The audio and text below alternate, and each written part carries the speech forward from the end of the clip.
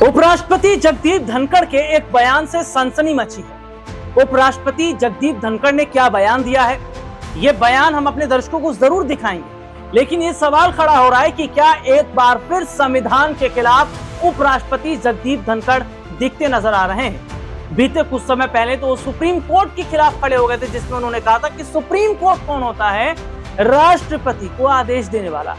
दरअसल मैं अपने दर्शकों को यहां पर थोड़ा सा बताना चाहूंगा कि देखिए, एबीपी की ये हेडलाइन है, होश बोले के बयान पर मचा है बवाल, अब उपराष्ट्रपति धनखड़ बोले ये बदलाव नासूर की तरह है। और अभी हमने देखा कि 50 वर्ष जो हैं वो पूरे हुए हैं आपातकाल के, और संविधान हत्या दिवस ये भारतीय जनता पार्टी ने मनाया भी। और जो उस समय यानी कि इंदिरा गांधी के समय 1975 के वक्त में जो आपातकाल लगा, जो इमरजेंसी लगी, किस तरीके से क्रूरता की हदें पार कर दी गई थी, इस पर तमाम बीजेपी के नेता ने, तमाम बड़े बड़े लोगों ने इस पर अपनी राय रखी। इस पर उपराष्ट्रपति जगदीप धनखड़ ने भी अपनी बात रखी है। लेकिन अब यहाँ पर ध्यान से सुनिएगा कि संघ के सर कार्यवाह दत्तात्रेय होस बोले ने संविधान की प्रस्तावना में धर्मनिरपेक्ष और समाजवाद शब्द जोड़ने को लेकर जो बहस शुरू की है, अब देश के उपराष्ट्रपति जगदीप धनखड़ ने उसको और आगे बढ़ा दिया है। उपराष्ट्रपति भवन में एक कार्यक्रम के दौरान जो उपराष्ट्रपति हैं उन्होंने कहा, आपातकाल के दौरान प्रस्तावना में जो शब्द जोड़े गए वो नासूर हैं, यानी कि इमरजेंसी के समय में कुछ शब्द इस तरीके के जोड़े गए थे जो आज के लिए ठीक नहीं बैठे।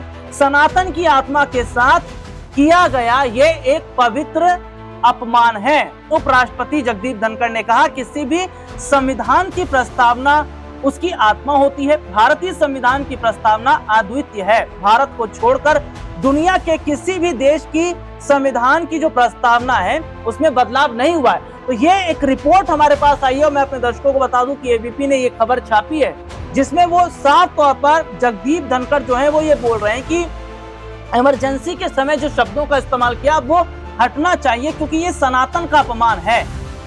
भारत को छोड़कर दुनिया के किसी भी देश के संविधान की प्रस्तावना में बदलाव नहीं हुआ है, यानी कि वो संविधान बदलने की बात भी कर रहे हैं, यानी कि संविधान में फेरबदल भी होना चाहिए। बाबा साहब भीमराव अंबेडकर के द्वारा लिखा गया संविधान क्या बदला जाएगा?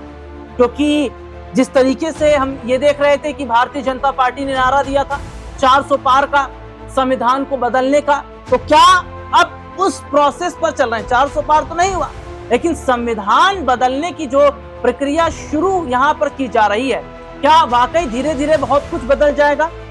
प्रस्तावना अपरिवर्तनीय है। प्रस्तावना आधार है जिस पर पूरा संविधान टिका है, यह उसकी बीज रूप है, यह संविधान की आत्मा है। लेकिन भारत की इस प्रस्तावना को 1976 में 42वें संविधान संशोधन अधिनियम के तहत बदल दिया गया। समाजवादी, धर्मनिरपेक्ष और अखंडता जैसे शब्द जोड़ दिए गए। देखिए, मैं बार बार इस शब्द को फिर से बोल देता हूं कि समाजवादी, धर्मनिरपेक्ष और अखंडता जैसे शब्द को जोड़ दिए गए, और ये कहा जा रहा है कि ये जो शब्द जोड़े गए भी इन्हें हटाना चाहिए। तो यहाँ पर सीधे सीधे तौर पर संविधान को बदलने की जो बात कही जा रही है, और इसमें उपराष्ट्रपति जो जगदीप धनखड़ है उन्होंने सीधे तौर पर कहा कि ये शब्द सनातन की आत्मा को चोट पहुंचा रहे हैं। तो क्या संविधान में इन शब्दों को हटाया जाएगा, जैसे समाजवादी, धर्मनिरपेक्ष और अखंडता? और अगर हटाया जाता है, और समाजवादी की बात करें तो समाजवादी पार्टी है ये उत्तर प्रदेश में, तो क्या इस पर बवाल छिड़ता नजर आएगा? और क्या जिस तरीके से संविधान के साथ छेड़छाड़ की बात कर रहे हैं उपराष्ट्रपति जगदीप धनखड़, क्या इसका असर, इसका नुकसान भारतीय जनता पार्टी को उठाना पड़ सकता है? फिलहाल इस खबर में इतना ही, फिर आपसे दोबारा मुलाकात होगी, तब तक के लिए इजाजत दीजिए। नमस्कार।